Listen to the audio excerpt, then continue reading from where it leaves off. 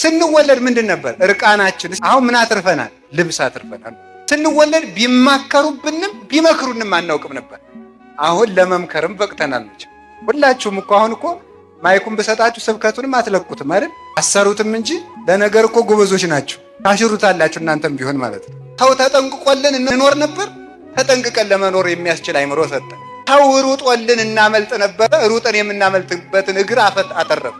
ድሮ አውሬ ቢመጣ እናታችን አዝላ ሩጣልን ነበር የምናመልጠው። አሁን እኛው ሩጠን የምናመልጥበት አግኝተናል። ድሮ ምንም መጉረስ የማይችል እጅ ነበረን። አሁን የሚያጎርስ እጅም ይዘናል። ራስን ችሎ መቆም ትርፍ ነው። ከወደዱት መድረስ ትርፍ ነው። ወደዱት ደርሶ መዋል እኮ እኛ ብዙ ጊዜ ጸጋችንን የምናደንቀው ከሰው ትከሻ ላይ ስናየው ስለሆነ ነው እንጂ ውሎ ማደር እንዴት ያለ ትርፍ ንግድ መሰላችሁ? ተንቀሳቅሶ ማደር፣ ተንፍሶ ማደር፣ ተቀምጦ መዋል ራሱ እኮ ትርፍ ነው። ስራ ፈታችሁ አይደለም። የማያስቆም የማያስቀምጥ ደዌ ያለባቸዋል። መቆም ትርፍ ነው በእውነቱ ማለት ነው። መራብም እኮ ሲቻል ነው። በሽታ ሲመጣ እንኳን መጥገብ መራብም አይቻልም። በሽታው ይዘጋልና ማለት ነው። ስለዚህ ሁሉም ነገር ይህ ዓለም ለትርፍ የተፈጠረ ነው። አባቶቻችን በሁሉ ነገር ነግደው አትርፈዋል በእውነቱ ማለት ነው። 3 ሰዓትን ያተረፈባት ሰው አለ። ይህ የሚደንቀኝ ሰው ነው። በቀኝ የተሰቀለ ወንበዴ በቀኝ ተሰቀለ፣ 3 ሰዓት ተሰቅሎ በኋላ አተረፈባት። ሰው ደግሞ ከሰረባት። ሞኝ ሰው ከመልካም ዘመኑም አያተርፍም፣ ከክፉ ዘመኑም አያተርፍም። ቢያንስ እኮ ሰው በመልካሙ ካልተጠቀመ በክፉ መጠቀም አለበት። ያልተጠቀመ ሰው ነው ይሄ ሰው ማለት። ስለዚህ ላወቁበት ሁሉ ማትረፊያ ነው። ማጣት ማትረፊያ ነው። ማግኘት ማትረፊያ ነው። መሾም ማትረፊያ ነው። መሻርም ማትረፊያ ነው። ሚስት መውረስም ማትረፊያ ነው። መሰደድም ትርፍ ነው። ላወቀበት ሰው ሁሉ ትርፍ ነው። ሰይጣን እንኳ ቢሆን ላወቀበት ሰው ጥቅም ነው። አበው በሰይጣን ጸድቀውበታል። እኛ ግን በመላክም የምንጸድቅ አይመስለኝም። አበው ዲያብሎስን ታግለው ጸደቁበት።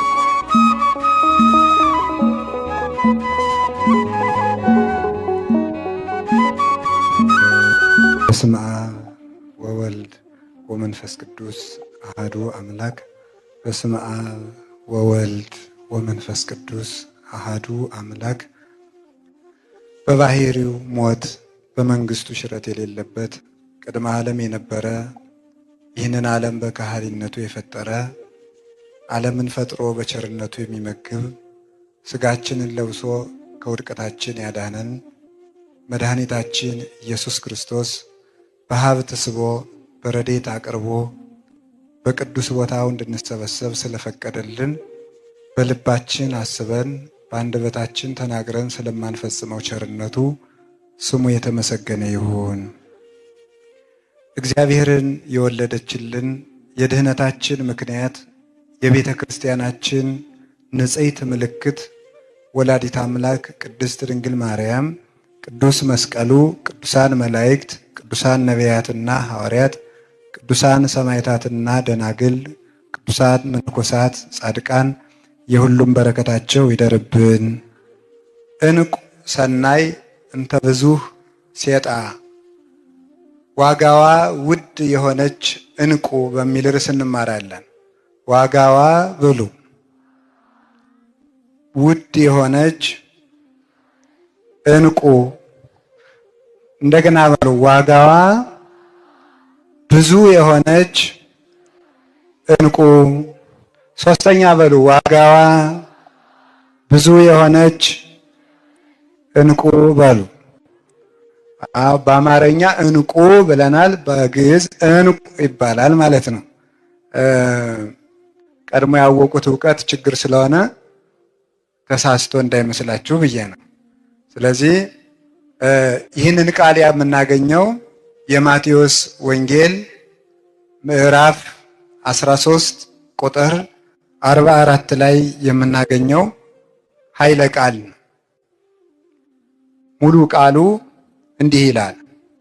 ካዕበ ትመስል መንግሥተ ሰማያት ብእሴ ሰያጤ ዘረከበ ባሕሬ ሰናየ። መንግሥተ ሰማያት በአማርኛው ቃል በቃል ሲፈታ መንግሥተ ሰማያት የሚፈልግን ነጋዴ ትመስላለች። መንግሥተ ሰማያት ዕንቁ የሚፈልግን ነጋዴ ትመስላለች።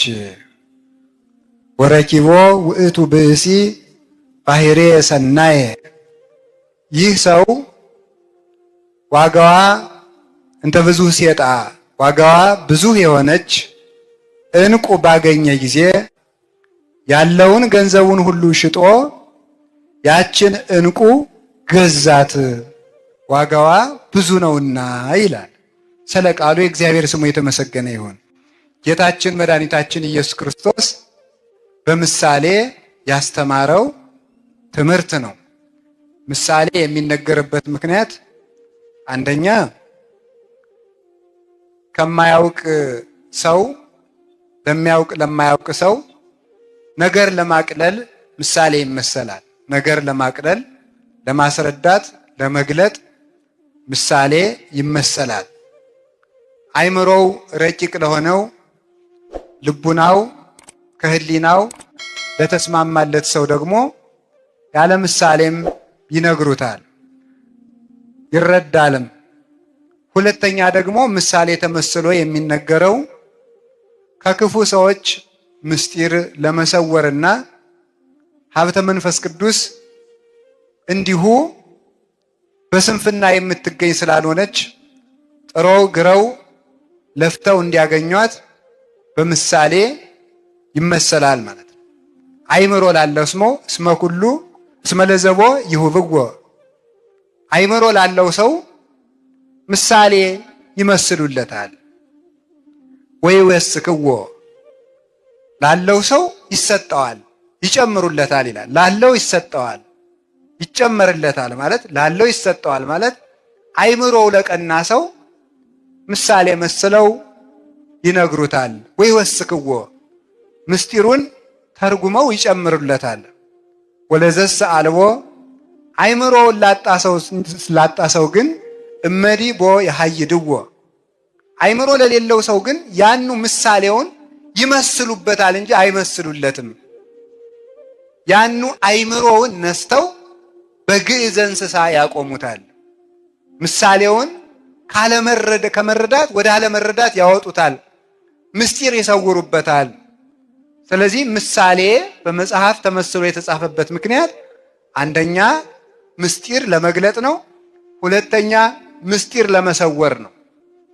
ምስጢር ለመግለጥ አይምሯቸው ለቀና ለበቁ ለቅዱሳን፣ ምስጢር ለመሰወን ጽነት ላለባቸው ለመናፍቃን፣ ለስጋውያን፣ ለአጋንንት ምስጢር ይሰወርባቸዋል፣ በምሳሌ ይነግሩባቸዋል። እነሱ ሰሙን ይዘው ይኖራሉ፣ ቅዱሳን ደግሞ ወርቁን ያገኛሉ። ስለዚህ ጌታችን መድኃኒታችን ኢየሱስ ክርስቶስ በምሳሌ ያስተምር የነበረው ስለዚህ ነው። መጽሐፍ ቅዱስን ስንማርና ስንመለከት ማስተዋል ያለብንም ለዚህ ነው። ለበቁት ተመስሎላቸዋል፣ ለክፉዎች ደግሞ ተመስሎባቸዋልና ከተመሰለባቸው ወገን እንዳንሆን የተመሰለላቸው የተረዱትን ያስረዱን ዘንድ ከተመሰለላቸው ሲያስተምሩ ከእግራቸው ሲጸልዩ ከረዴታቸው በመጠጋት ምስጢሩን እንረዳለን ማለት። ያንን ምስጢር ከአበው ያገኘነውን እንማራለን ማለት። ካልሆነ ግን ሳይማሩም ወይም ሳይበቁ የበቁትንም ሳይፈልጉ የእግዚአብሔርን ምስጢር እንዲሁ እረዳዋለሁ ቢሉ ፈጽሞ አይገናኙም። ሰው ከእግዚአብሔር እቅፍ ከመውጣቱ በስተቀር ማለት ነው። አንድ ሰው መጽሐፍ ቅዱስን ብድግ አድርጎ ዝም ብሎ ተሸክሞት ሲመለከተው ቢል ምስጢር አይረዳው። ስለዚህ አበው ያስተማሩትን እንማራለን እና ጌታችን ያስተምር የነበረ ለሕዝቡ ምሳሌ ለመግለጥ፣ ፈሪሳውያን ደግሞ ምስጢር ለመሰወር ነው። ለደቀ መዛሙርቱ ቤት ውስጥ ይተረጉምላቸዋል። ሕዝቡ ደግሞ ለሰም የሚሆናቸውን ተምረው ይሄዳሉ። በረዴት ይጠቀሙበታል በየዋህነት እና በምሳሌ መስሎ ካስተማረው መካከል መንግስተ ሰማያት ውስጥ ሰው በምን መልኩ እንደሚገባ መንግስተ ሰማያት ምን እንደሆነ ይህንን ሲያስረዳ የተናገረበት አንቀጽ ነው። እንግዲህ መጽሐፍ ቅዱስ ውስጥ በሐዲስ ኪዳን የሰው ልጅ ወደ ክርስቶስ በሚያደርገው ጉዞ በብዙ ወገን ተመስሏል። ለምሳሌ ለክርስቲያን ምሳሌ ከሆኑት መካከል ገበሬ፣ ወታደር፣ ጨዋታ ተወዳዳሪ፣ አራተኛው ደግሞ ነጋዴ ነው። እነዚህ ሌሎችን በሌላ ጊዜ ትማሯቸዋላችሁ። ክርስቲያን በገበሬ ይመሰላል፣ በወታደር ይመሰላል። ከዚያ ደግሞ ምን ተብሏል?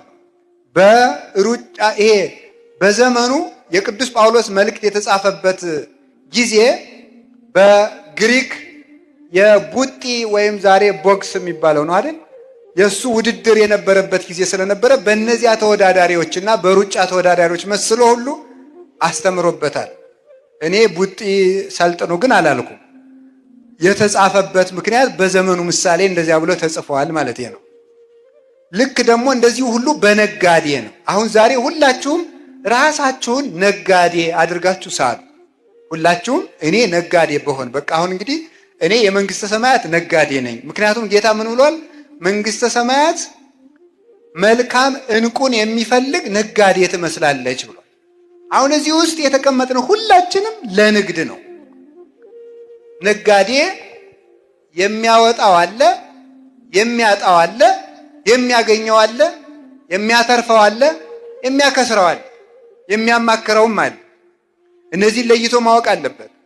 ምን አወጣለሁ፣ ምን አጣለሁ፣ ምን አገኛለሁ፣ ምን እከስራለሁ ማለት የነጋዴ አንዱ እኮ ተመልከቱ። ነጋዴ የሚያሰኘው አንዱ ምንድን ነው? ምን ይመስላችኋል? የመጀመሪያው ምን ያበላል የሚል ማወቅ አለበት። አሁን የሚሸጥ ምንድን ነው? ድንች በሚሸጥበት ጊዜ ጓያ የሚሸጥ ከሆነ ይከስራል ማለት ነው ሰውዬ። የሚሸጠውን አሁን ምንድን ነው የሚያበላ? ትክክለኛው ንግድ ምንድን ነው ብሎ ንግድ ማወቅ አለበት። የት ነው የምነግደው ብሎ ደግሞ ማወቅ አለበት አንድ ሰው ማለት። አሁን አንድ ሰው ገዳም መጥቶ ከረሚላ ቢል ይከስራል። የሚሸጥበትን ማወቅ አለባችሁ ማለት ነው። የት እንደሚሸጥ ካልታወቀ ይከስራል። ንግድ ጊዜ አለው። ንግድ ምንነት አለው። የትነት አለው። መቼት ነው የሚባለው። በዚህ በስነ ጽሁፍ ቋንቋ መቼት ይባላል። መቼና የት ማለት ነው። መቼት የሌለው ክርስቲያን እንዴ! የስነ ጽሁፍ ባለሙያዎች መቼት እያሉ እናንተ መቼት አልባ ትኖራላችሁ እንዴ? መቼና የትን ለይተን ማወቅ አለ። መቼ ነው የሚያዋጣኝ፣ የት ነው የሚያዋጣኝ ብሎ መናገር አለበት። እንኳን ንግድ እኮ ንግግር ያለ ጊዜውና ያለ ቦታው ከተነገረ ያጠፋል። ያለ ቦታው መልካም ንግግር ቢሆን እንኳን ወብዙ ነገር ዘእነግረክሙ ወባይቱ እትክሉ ጻዊሮቶ ይይዜ። ጌታ ያለ ምንድን ነው? የምነግራችሁ ነገር ነበረኝ፣ ነገር ግን ዛሬ ልትሸከሙት አትችሉም ይላል። ጊዜ አለው። ሰው የሚሰማበትም ጊዜ አለው፣ የሚናገርበትም ጊዜ አለው። ለሁሉም ነገር ጊዜ አለው። ያለ ጊዜው መከራ ብቻ ሳይሆን ጸጋ ራሱ ጥፋት ነው። ያለ ጊዜው ከመጣ ጸጋም ቢሆን ያጠፋል። ጊዜ ያሻዋል በእውነቱ ማለት ነው። ጊዜውን ጠብቆ ታግሶ መቆየት ይገባል። ተአገሶ ለእግዚአብሔር ወቀፍ ፍኖቶ ወውእቱ ይሬሰየከ ከመ ትረሳ ለምድር። እግዚአብሔርን ታገሰው፣ ቆየው፣ እርሱም ርስትን እንድትወርስ ያደርግሃል ይላል ቅዱስ ዳዊት። እና የሚነግደውን መቼ፣ የሚነግደውን የት የሚያውቅ እንደገና የሚነግደውን ምንነት የሚያውቅ አንድ ሰው እግዚአብሔር ያሳያቸው። የንግዱ ወረት 100,000 ብር፣ የሚዝናናው በ200,000 ብር ከሆነ ይሄ ነጋዴ ነው ምንድን ነው? ቀልደኛ መሆን አለበት ማለት ነው። 100,000 ብር ያወጣል። 100,000 ብር አይነቱ ነው። ወይም 100,000 ብር ያተርፋል፣ 200,000 ብር ያወጣል። ነጋዴ ማለት በራሱ እኮ በኢኮኖሚክስ ትምህርትም እናንተ እንደምትሉት እኔ ተውሸ ነው እንደምትሉት እኮ አንድ ሰው ነገደ የሚባለው ወጪው አንሶ ገቢው ሲበዛ ማለት ነው። የነጋዴ ይባላል። ወጪው አንሶ ገቢው ሲበዛ ይሄ ሰው እየነገደ ነው ይባላል። ሀገርም አደገች የሚባለው እንደዚያ ነው። እንግዲህ እሱን ለገቢዎች ሚኒስቴር እንተዋለን፣ የሚያገባኝ ነገር የለም። ዋናው ሀገርም አደገ የሚባል ጥቂት አስወጥታ ብዙ ስታስገባ ነው። እንደሱ ነው እንጂ በሬ ኤክስፖርት አድርገን ቆዳና ሌጦ አስገብተን ሀገራችን አደገች አንልም አይደል? ሀነ ነፍሱ ሰጠን ሙት ቆዳ ተቀብለን ኢትዮጵያ በለጸገች መቼም አንልም አይደል? ስለዚህ ምን ያሻዋል ማለት ነው። ወጪውና ገቢ ተለይቶ መታወቅ አለበት ማለት ነው። ዝም ብሎ እኮ ሰው እኮ እና ንግድና ወጭና ገቢ መታወቅ አለበት። እና የምናወጣው ጥቂት የምናገኘው ብዙ። ኑሮ ማለት ይሄ ነው። በአጠቃላይ በምድር ያለ ነው የህይወታችን መንገድ ኑሮ ነው። አጠቃላይ የሰው ልጅ ኑሮ በራሱ ንግድ ነው። ፖለቲከኞች ይላሉ አይደል? በጣም ምንድነው የሚባለው? ማን ኢዝ ባይ ኔቸር ፖለቲካል አኒማል ይባላል አይደል? ሰው በተፈጥሮ ፖለቲካዊ። እኔ አላልኩም፣ እናንተ ነው ያላችሁት። ሰው በተፈጥሮ ፖለቲካዊ ነው እኔ ያልኩኝ። እንስሳ ያላችሁ እናንተ ናችሁ። ራሳችሁን እንስሳ አትበሉ። ስለዚህ ሰው በተፈጥሮ ፖለቲከኛ ነው ይላሉ። እንግዲህ ፖለቲከኞች ነው እንደዚያ የሚሉት። እኔ እንደዚህ ምንድነው? ምክንያቱም ፖለቲካ ማለት እንዴት እንጠበቅ ማለት ስለሆነ ሰው ራሱ ፖለቲከኛ ነው ይላል። ለምሳሌ ጓሯችን አይጥ እንዳይበላው ምን እናድርገ? ይሄም ፖለቲካ ነው። ይሄ ፖለቲካ ነው። ባክቴሪያዎች እንዳይገሉን ውሃ አፍልተን እንጠጣ። ይሄም ፖለቲካ ነው። ፖለቲካ እንዴት ተጠንቅቀን እንኑር ስለሆነ ይሄም ቢሆን ፖለቲካ ነው የሚሉት እንግዲህ ለባለሙያ። እንግዲህ እሱንም ለፖለቲከኛ ትቻለሁ።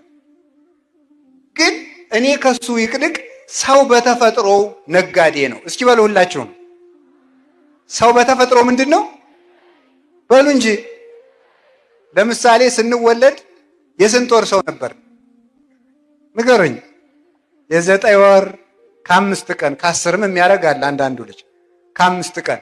አሁን ለምሳሌ ስንት ዓመት ነው ማለኛ? አቤት 27 ከ9 ወር ስንት ዓመት አተረፈ? ንግድ እድሜ ራሱ እኮ ንግድ እኮ ነው ማለት ነው። እድሜ ራሱ ንግድ ነው ይሁላችሁ ማለት ነው።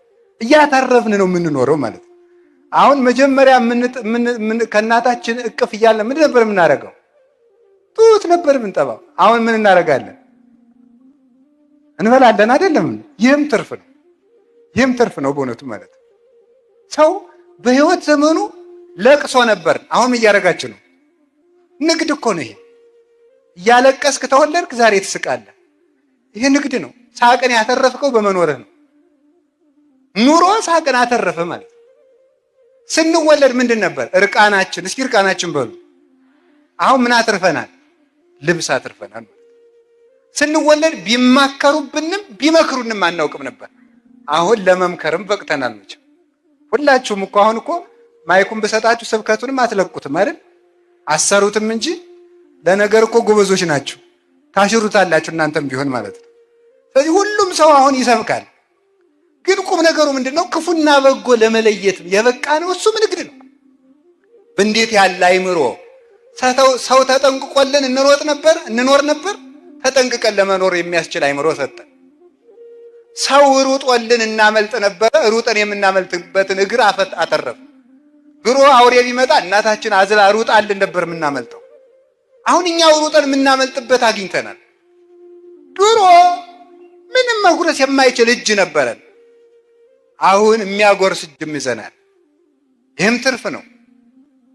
ድሮ ሆዳችን ቢቆርጠን ራሳችን ቢፈልጠን እርር ብለን እናለቅሳለን፣ እናታችን እናስቸግራለን እንጂ ይሄን አመመኝ እንኳን አንልም። ያለ ፍላጎታችን የሆነ መድኃኒት ቢግቱን ይሄ አይሆነኝም ማለት አይቻል። አፋችን አልፈታም ዝም ብለን መጋት ነበረ። አሁን ግን ይሄን አልበላም ይሄን አላደርግም ብለን ክፉና ደጉ የምንናገርበትን የምንለይበትን አንደበት አግኝተናል። የሁሉ ትርፍ ነው። ራስን ችሎ መቆም ትርፍ ነው። ከወደዱት መድረስ ትርፍ ነው። ከወደዱት ደርሶ መዋል። ሰዎች እኮ እኛ ብዙ ጊዜ ጸጋችንን የምናደንቀው ከሰው ትከሻ ላይ ስናየው ስለሆነ ነው እንጂ ውሎ ማደር እንዴት ያለ ትርፍ ንግድ መሰላችሁ? ተንቀሳቅሶ ማደር፣ ተንፍሶ ማደር፣ ተቀምጦ መዋል ራሱ እኮ ትርፍ ነው።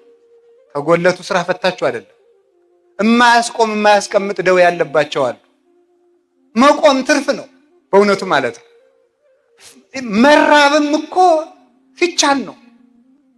በሽታ ሲመጣ እንኳን መጥገብ መራብም አይቻልም። በሽታው ይዘጋልና ማለት ነው። ስለዚህ ሁሉም ነገር ይህ ዓለም ለትርፍ የተፈጠረ ነው። ሰው ነጋዴ ነው። ይህ ዓለም ለትርፍ የተፈጠረ ነው። አበው በዚህ ዓለም አተረፉበት። ያላተረፉበት ነገር የለም። እኛ እንዳንከስርበት እግዚአብሔር ይርዳን። እድሜ ትርፍ ነው። እድሜ ትርፍ እኮ ነው። 50 ዓመት እንኖራለን፣ የዘላለም ሕይወት እናተርፍበታለን። ዳዊት በሰባ ዘመኑ የአምላክ ልብ የሚባል ዘላለማዊ ስምን አትርፎበታል። ዘላለማዊ ስምን አባቶቻችን በሁሉ ነገር ነግደው አትርፈዋል። በእውነቱ ማለት ነው። 3 ሰዓትን ያተረፈባት ሰው አለ። ይሄ የሚደንቀኝ ሰው በቀኝ የተሰቀለው ወንበዴ በቀኝ ተሰቀለ፣ 3 ሰዓት ተሰቅሎ በኋላ አተረፈባት። ያኛው ደግሞ ከሰረባት። ሞኝ ሰው ከመልካም ዘመኑም አያተርፍም፣ ከክፉ ዘመኑም አያተርፍም። ቢያንስ እኮ ሰው በመልካሙ ካልተጠቀመ በክፉ መጠቀም አለበት። በዚህም ያልተጠቀመ ሰው ነው ይሄ ሰው ማለት ነው። ስለዚህ ላወቁበት ሁሉ ማትረፊያ ነው። ማጣት ማትረፊያ ነው። ማግኘት ማትረፊያ ነው። መሾም ማትረፊያ ነው። መሻርም ማትረፊያ ነው። ርስት መውረስም ማትረፊያ ነው። መሰደድም ትርፍ ነው። ላወቀበት ሰው ሁሉ ትርፍ ነው። ሰይጣን እንኳ ቢሆን ላወቀበት ሰው ጥቅም ነው። ሰይጣን እንኳ ቢሆን አበው በሰይጣን ጸድቀውበታል። እኛ ግን በመላክም የምንጸድቅ አይመስለኝም። ግን አይዟችሁ እንጸድቃለን። እመቤታችን ስለምታማልደን መድኃኔዓለም ቸር ስለሆነ አበው ዲያብሎስን ታግለው ጸደቁበት እኮ። እንዲያውም እኮ አባታችን አቡነ ተክለ ሃይማኖት ዲያብሎስ አጋንንት ሊፈትኗቸው ሲመጡ ጸሎታቸውን አቋርጠው ዝም አሉ። በድንጋይ መጥቶ ሲቀጠቅጣቸው እስከ ይደቅቅ አጽሙ ይላል። አጥንታቸው እስኪሰበር ደበደባቸው እስኪነጋ ድረስ። ኋላ መልአኩ መጥቶ አጋንንትን አባሩ። ለምንድን ነው አትጸልይም እንዲህ አላቸው። አይ እኔ አልጸልይም። ቢሆን አታማተም? እኔ አላማተም። ለምን? ካማተምኩ አጋንንቱ ይሸሻሉ። ከሸሹ ደግሞ አይደበድቡኝ። ካልደበደቡኝ ክብር አላገኝም። ምክንያቱም ክርስቶስ ምን ብሏል? ሰውነቱን የሚወዳት ሰው ካለ ይጣላት ብሏል። ምን ይበላት ነው ያለ? ይጣላት። አበው ስጋቸውን የሚጥሉበት ምክንያት ይፈልጋሉ። ጌታ መድኃኔዓለም ኢየሱስ ክርስቶስ እንዲህ ነው ያለ፣ ዘቧንተ ኀቤ ውእቱ ይድህን አነ ውእቱ አንቀጸ አባግዕ ዘበአማን፣ እኔ እውነተኛ የበጎች በር ነኝ። ዘቧንተ ኀቤ ውእቱ ይድህን፣ በእኔ በኩል የገባ ሰው እርሱ ይድናል። ይበው ወይ ወፅ፣ ወደ እኔ ይገባል ይወጣል። ወይ ረክብ ምርአየ፣ ይበው ወደ ሃይማኖት ይገባል ይወፅ ምግባር ለመስራት። ይበው ወደ ትምህርት ይወፅ ወደ ማስተማር። ይወፅ ከስጋ ፈቃድ ይወጣል። ወይ በው የክብር ሀገሯ ነው፣ ወደዚያ መሰማሪያን ያገኛል። ያለ መከራ ያጣ ሰው ነፍሱ ተቅበዝባዥ የሆነ ሰው ነው። የነፍስ መሰማሪያዋ ምንድን ነው? መከራ ነው። አባቶቻችን እንዲህ አድርገው ከሁሉ ነገር አትርፈዋል። እኛንም ለማትረፍ ያብቃን።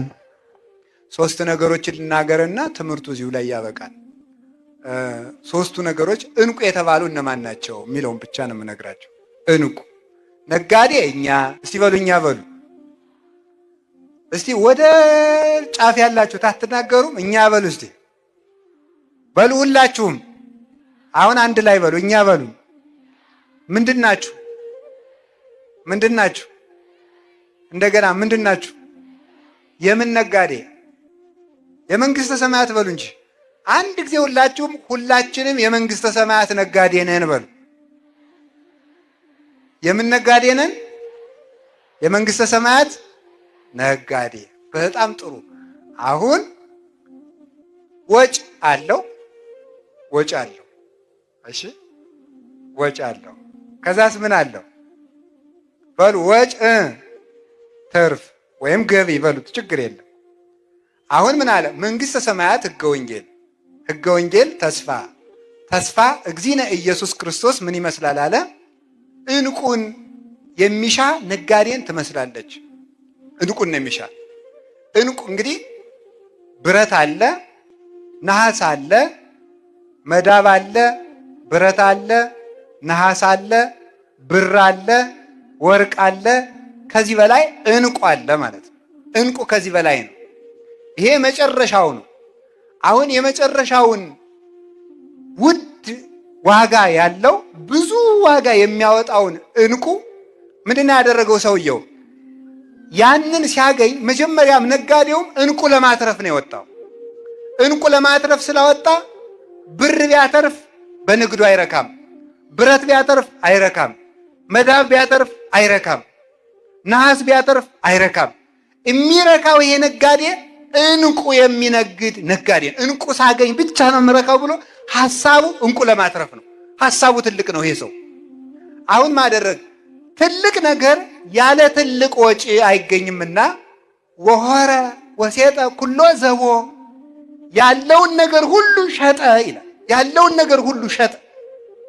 ምክንያቱም ያ ውድ ገንዘብ እንደሚያወጣለት ስላወቀ ያለውን ነገር ሁሉ ሸጠና ያችን እንቁም ገዛት።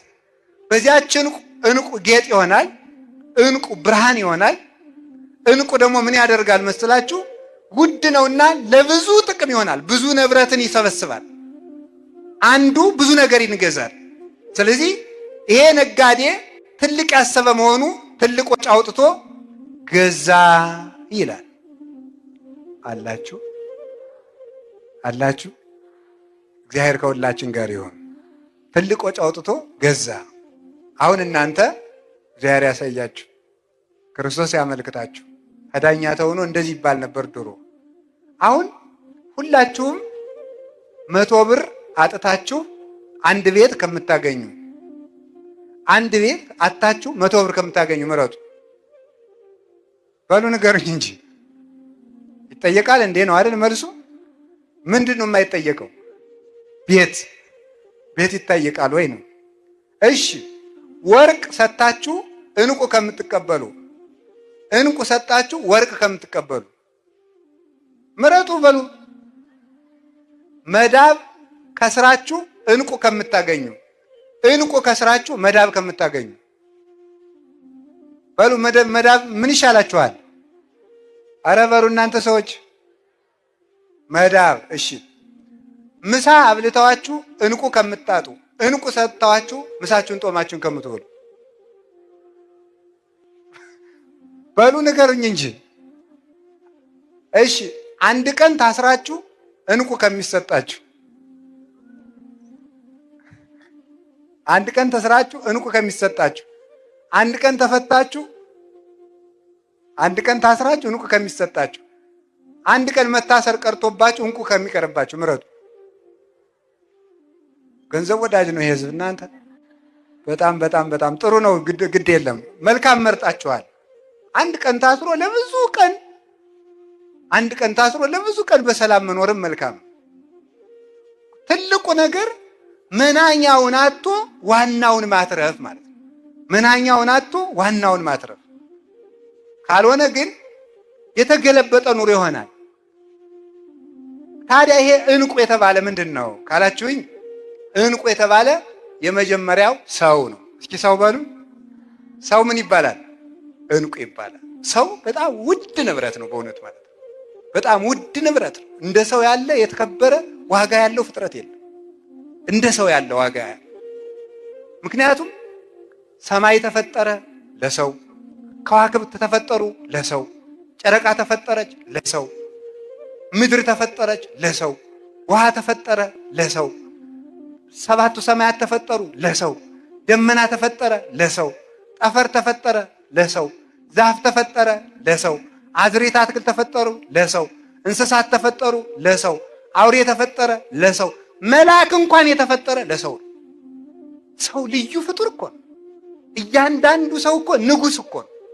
እያንዳንዱ ሰው ውሎ ሲገባ ቶ ሲወጣ ማንም ሰው ንጉሥ እኮ ነው። እንዲገርማል እኮ። አሁን እኛ ደህና ጠቅላይ ሚኒስትሩ ቢሮ አንዳንድ አጃቢ ይመድቡልን ብል ያገኛሉ። ሰራዊቱ ማለቁ አይደለም? ያልቃል እኮ ያልቃል። እግዚአብሔር ግን ለእያንዳንዳችን አንዳንድ ጠባቂ መልአክ ሰጥቶናል። በመልአክ እኮ ነው የሚያጅበን እግዚአብሔር። እንዲህ የሚያደርግ የት ይገኛል? በመልአክ። ለዚያውም ወታደር ጎበዝ ነው፣ ጥሩ ጠባቂም መልካሙ ሲገኝ። ግን እንቅልፍ ወሰደው ምን ያደርጋል? አጉል ነው። መላእክት ግን አይተኙም። አደከመስ ምን ይደረጋል? ራሱ ጠባቂው ቢመታስ ምን ይደረጋል? ራሱ ጠባቂው ቢመታስ ምን ይደረጋል? መልአክ ግን አይመታም። መልአክ አይመታም፣ ረቂቅ ነው። ስለዚህ ክርስቶስ ምን እንለዋለን? አቃቢነ ዘይማሰል፣ የማይለወጥ ጠባቂያችን እንለዋለን። በዘመናት የማይለወጡ በእውነቱ ማለት ነው። ለመላክ ጉቦ መስጠት አይቻልም። አይቀበልማ። የት አግኝተው ትሰጠዋለህ? የት አግኝተው? የሚሰጥ ቢሆን ኑሮ እኮ አጥፍታችሁን ነበረ። ለመላክ ጉቦ ሰጣችሁ፣ አይቀበልም። የሚሰጥም የለ የሚቀበልም የለ። በገንዘብ ማይለወጥ አይመሽበት ነገር፣ አይደክመው ነገር፣ አያመው ነገር፣ የሚመከርብንን ቀድሞ የሚሰማ ጠባቂ የተሰጠ የሰው ልጅ ክቡር ፍጥረት ነው። ሰው ውድ ገንዘብ ነው ወገኖቼ። ሰው አታችሁ ገንዘብ ከምታተርፉ ገንዘብ ቀርቶባችሁ ሰው አትርፉ። ሰው ገንዘብ ይሰጣችኋል። ሰው ልዩ ገንዘብ ነው። መድኃኔዓለም በዚህ ዓለም የኖረ ሰው ለመሰብሰብ ነው። ሰው ሰብስቧል። በእውነት ነው። በሰው ተመልከቱ። ሰው 12 ሰው ነው እኮ ያተረፈ ለፍቶ፣ ኋላ 120 ሰዎችን አትርፏል። እነዚያ ሰዎች ደግሞ ምን አደረጉት? ዓለምን በሙሉ ሰብስበው ደግሞ አመጡለት። አንዲት ሴት ፍለጋ የእግዚአብሔር ቸርነቱ፣ አንዲት ሴት ውሃ ቀጅ ሴት። ያቺ ሴት ባል ስታገባ ጋኔን ሲገልባት፣ ባል ስታገባ ዮሐንስ 4 ያለ ጋኔን ሲገልባት፣ ስለዚህ ከውሃ ቀጅ ሴቶች ጋር እንዳትሄድ ይች ነፍሰ ገዳይ እንዳይሏት ሴቶች ሁሉ ቀርተው ጨርሰው ቤታቸው ሲገቡ በቀትር ብቻዋን ልትቀዳ ሄዳለች። የዚችን ሴት ገመና የሚያውቅ የአንዲት ሴት ገመናና ሀፍረት የሚገደው እርሱ መንገድ ሰብሮ መንገድ ጥሶ ጫካ ጥሶ አልፎ ደቀ መዛሙርቱ እንዳያሸማቅቋት ምሳ በልታችሁ ነው ሁሉን በአንድ ጊዜ የሚፈታ የእሷን ችግር ለመፍታት ብቻዋን አረገ። የደቀ መዛሙርቱን ረሃብ ለመፍታት ምሳ ብሉ ግዙ ብሎ ሰደዳቸው። የሁላቸውንም ችግር ሰበሰበ። ያችን ውሃ ስጭኝ አልሰጥም፣ ውሃ ስጭኝ አልሰጥም፣ ባልሽን ጥሪና ልስጥሽ። ክርክሩ አለቀ። እኔ የሕይወት ውሃ ነኝ አላት። አንተ ማስያስ ነህ? አዎ ነኝ አላት። ከዚያ በኋላ የሚያስደንቀው ጌታ ይቺ ሴት ካመነችና ከእርሱ ጋር ነፍሷ ከተዋሃደች በኋላ ውሃ ስጭኝ አላላትም። ምክንያቱም የጠማው የእሷ መዳን ነበርና መልሶ ያልጠየቃት ለዚያ ነው። ደቀ መዛሙርቱ መጥተው ምንድን ነበር ያሉት? ሐዋርያት መጥተው ምሳ ብላ አልበላም። ይቺ ሴት አምታለች ነው ወይስ ደግሞ ማን አብልቶት ይሆናል? ማን አብልቶት ይሆናል? አይ ብየ መብል ዘይተአምር ዋንትሙ፣ እናንተ የማታውቁት ምግብ አለኛል። የእግዚአብሔር ምግቡ የሰው መዳን ነው። የክርስቶስ ምሳና ራቱ የሰው መዳን ነው። ክብሩ ሁሉ ሰው ነው። ለሱ ክብሩ ሁሉ ሰው ስለሆነ ክብሩ በሰው ስለተገለጠ ለሰው ሁሉ ብሎ ክብሩን እንደመቀማት አልቆጠረው። እንዘባይል ውእቱ እንኩሉ አንደ የርሶ እንኩሉ ከመትባሉ አንትሙ በንዴት ዚአሁ፣ በእርሱ ድህነት እናንተ ባለጸጎች ተሆኑ ዘንድ ባለጸጋው ስለ እናንተ ራሱን ድሃ አደረገ ብሎ እንደተናገረ ነዋይ ኅሩይ ቅዱስ ጳውሎስ ፊልጵስዩስ ምዕራፍ 2 ቁጥር 8 ላይ እርሱ ክብሩን ለሰው ሁሉ ትቶ የተሰቀለ የእግዚአብሔር የክብሩ መገለጫ ሰው ስለሆነ ነው። ስለዚህ ጌታ ሰውን ያተርፍ ዘንድ ለሰው ብሎ ሁሉን ተወ። ለአምላክ ራሱን ድሃ አደረገ መባሉ ለአምላክ የፍጡር ሥጋ ለብሶ ከመምጣት በላይ ምን ድህነት አለው ይላል ቅዱስ ጎርጎርዮስ ዘኑሲስ። ምን ድህነት አለው? አምላክ ደህይ የሚባለው የድሃን ሥጋ ወነሳ አርአያ ገብር፣ ጌታ ሆኖ የባሪያን መልክ የሚፈልግ የለም። ባሪያ ሆኖ የጌታን መልክ የሚፈልግ ግን ብዙ ነው። እርሱ ጌታ ነው። የባሪያን መልክ ይዞ መጣ። ለኛ የጌትነቱን መልክ በጸጋ ይሰጠን ዘንድ እርሱ የኛን የባሪያ መልክ በቸርነቱ ነስቶ ተዋህዶ ሰው ሆነ። በዚህ ዓለምም ተመላለሰ። ከኃጢአት ብቻ በቀርም የሰውነቱ ሁሉ ሰርቶ ካሰ። ማን? አንድ ዕንቁ አዳምን ፍለጋ ነው።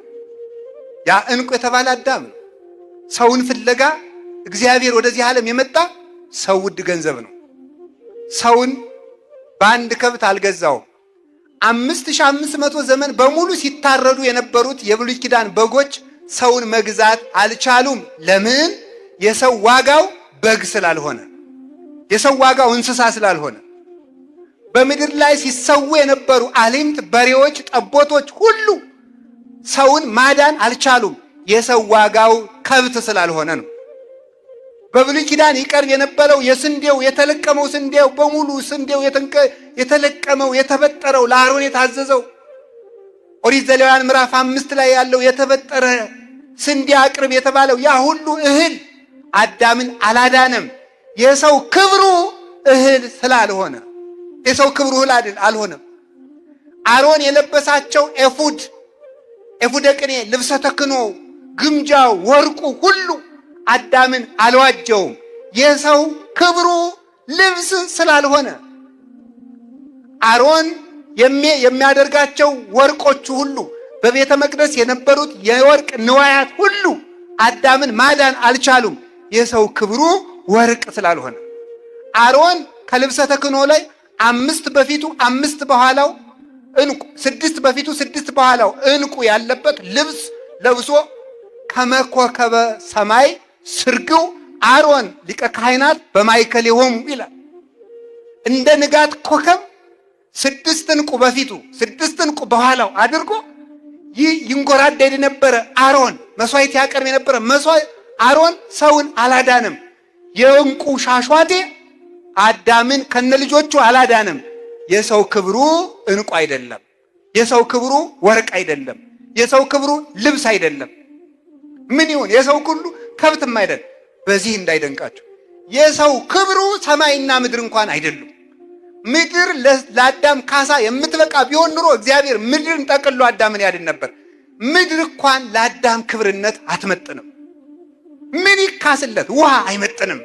ፀሐይ፣ ጨረቃ፣ ከዋክብት ለአዳም ካሳነት አይመጥኑም። ስለማይመጥኑም የእናንተ ብርሃን ለአዳም ብርሃንነት አይበቃም ለማለት እርግፍ አረጋቸው። በዕለተ ዓርብ የእናንተ ብርሃን ለአዳም አይበቃውም አላቸው፣ ዘለፋቸው። ብርሃነ ጽድቅ ዘበአማን እኔ ነኝ ማለቱ ነው። ለአዳም የመልአክ ክብር እንኳን ይዋጀው ዘንድ አልበቃውም።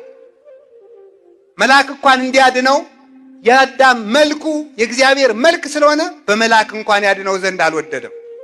አኮ በተንባል ወአኮ በመልአክ በመልአክም አይደለም በምልጃም አይደለም። አምላክ ወልደ አምላክ እግዚአብሔር መጥቶ አዳምን ይዋጅ ዘንድ ወደዚህ ዓለም መጣ። ጥቀ ፍቁር ተመልከቱ። ዘአፍቀረ ሐሳረ ህላዌነ እምክብሮሙ ለመላእክት ከመላእክት ክብር ይልቅ የኛን ጉስቁልና የወደደ እርሱ እንደምን ያለው ነው ተብሎ ተነገረለት። ሰው ይሄን ያህል ነው። ኋላ መጨረሻ ላይ ምን ተሆነ ተባለ? እኛ በ30 ብር ሸጥንና ይሁዳ ከሰረ የሚባለው እሱ ነው። 30 ብር ተቀብሎ እንቁ አጣ። ያ እንቁ ኢየሱስ ክርስቶስ ነበር። 30 ብሩን ይዞ እንቁውን አጣው። ሰርጎ ዓለም ለሊሁ የሚባለውን ጌጥ የሚሆነውን አምላክ የሚያከብረውን ጌታ የሚያበራለትን ብርሃን አጣ በ30 ብር። ይሁዳን ያከሰረው ገንዘብ መውደዱና ዝሙቱ ነው። ከጌታ ጋር ሲማር ይውላል። ማታ ኢየሩሳሌም ከተማ አንዲት ሰው ጋር ያድር ነበር። 30 ብር እንሰጣለንና ክርስቶስን አሳልፈ ስጠን ሲባል አንሶኛል ብሎ በርባን የውሽማ ወንድም ስለሆነ እሱን እንመርቅልሃለን ተብሎ ነው የተስማማ። በበነገው በርባን የተፈታው በዚህ ውል ነው። ወንበዴ ተቀብሎ ወንበዴዎችን የሚያደናቸውን ጌታ ሳያተርፍ ቀረ። 30 ብር ሸክፎ ገንዘብን የፈጠረውን ጌታ አጣው። ይሁሉ ይሄን መክሰር ማለት ይሄ ነው። ስለዚህ ትክክለኛው እንቁ ማን ነው ከተባለ ሰው ነው። ያ እንቁ ማን ነው ከተባለ ኢየሱስ ክርስቶስ ነው። የሰው ዋጋው ማን ነው ከተባለ የሰው ዋጋው ክርስቶስ ነው። እስኪ የሰው ዋጋው ክርስቶስ ነው በሉ እንጂ ንገሩኝ፣ ድገሙኝ እስኪ። የሰው ዋጋው ማን ነው? ክርስቶስ ነው። ለሰው የተከፈለ ውድ ዋጋ እንቁ እሱ ነው። እና መጠናችሁን እወቁት ነው የምለው። ሁላችንም ማለት መጠናችንን እንድናውቅ። ለኔ እኮ ይሄ ክብሬ አይደለም እንድንል። በገንዘብ ረክተን ስንቀር እኔ ገንዘብ ነው እንደ ሽልማቴ። ለኔ መጠኔ ክብሬ እኮ ክርስቶስ ነው። የኔ እንቁ እኮ ክርስቶስ ነው። መጨረሻ ላይ የማገኘው እንቁ እኮ ክርስቶስ ነው። እንዴት እኔ በገንዘብ ረክቼ ቀራለሁ? ለኔ መጠኔ ቤት አይደለም፣ ለኔ ክርስቶስ ነው። ለኔ መጠኔ እንጀራ አይደለም፣ ለኔ ክብሬ ክርስቶስ ነው ማለት አለበት። ለኔ ብርሃኔ እርሱ ነው። ለኔ ከሹመትም በላይ መድኃኔ ዓለም ነው ብሎ ማሰብ ይገባል። ሐዋርያት ያተረፉት እንቁ ኢየሱስ ክርስቶስ ነው። ስለዚህ ጌታችን ኢየሱስ ክርስቶስ ምን አደረገ? ይህንን ዓለም ትቶ እንቁ ያለበትን እርሻ ገዛ። ከዚያች እርሻ እንቁውን በዚያች እርሻ እንቁውን አገኘው። እርሻ የዓለም እንቁ አዳምን ፈልጎ አተረፈ። ሁለተኛ ከቃሉ ጋር ናችሁ፣ እግዚአብሔር ከሁላችን ጋር ይሁን። ስለዚህ አንድ ሰው አጣ የሚባለው ሰው ሲያጣ ነው። እና ያጣችኋት እናታችሁ፣ ያጣችሁ አባታችሁ፣ ያጣችሁት ወንድማችሁ፣ ያሳዘናችሁት ሰው ካለ ሰውን ፈልጉ። ለሰው እንኳን ምጽዋት መስዋዕት እንኳን መጠኑ አይደለም። ለሰው ጌታ ምንድነው ያለ? ከደጀ ሰላሙ ስትደርሱ ስትመጡ መስዋዕት ይዘህ ስትመጣ ወንድምህን እንዳስቀየምከው ብታስታውስ መስዋዕቱን አስቀምጠህ ሄደህ ወንድምህን ይቅር ብለህ መጥተህ መስዋዕቱን አቅርብ ነው ያለ። ከመስዋዕት ይልቅ ሰው ይበልጣል። በእውነት ሰው ይበልጣል። በዚህ ዘመን እየረከሰ ያለ እየተጣላ ያለ ማን ነው ካላችሁ ሰውነት ነው ክብሩን ያጣ። ሰውነታችንም ንቀነዋል፣ የሰው ሰውነትም ንቀናል። ሰው መግደል ቀላል የሆነው ለዚህ ነው። የሰው ዋጋው ስላልገባን። በአምላክ ደም የተገዛውን ሰው እንዴት ሰው ያባክነዋል?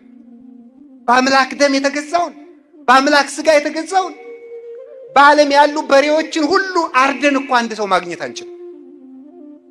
ለሰው የተሰዋው አምላክ ወልደ አምላክ ነው። ሰው ሁሉ በወርቀ ደሙ ነው የተገዛው። ሰው የሚወድ ልብ ይስጠን። ሰው ውደዱ። እውነቴን ነው ማለት ነው። ሰው ነው መውደድ። ሰውን ጥሎ ወዶ እግዚአብሔር የጥሎ ማለፍ አምላክ አይደለም።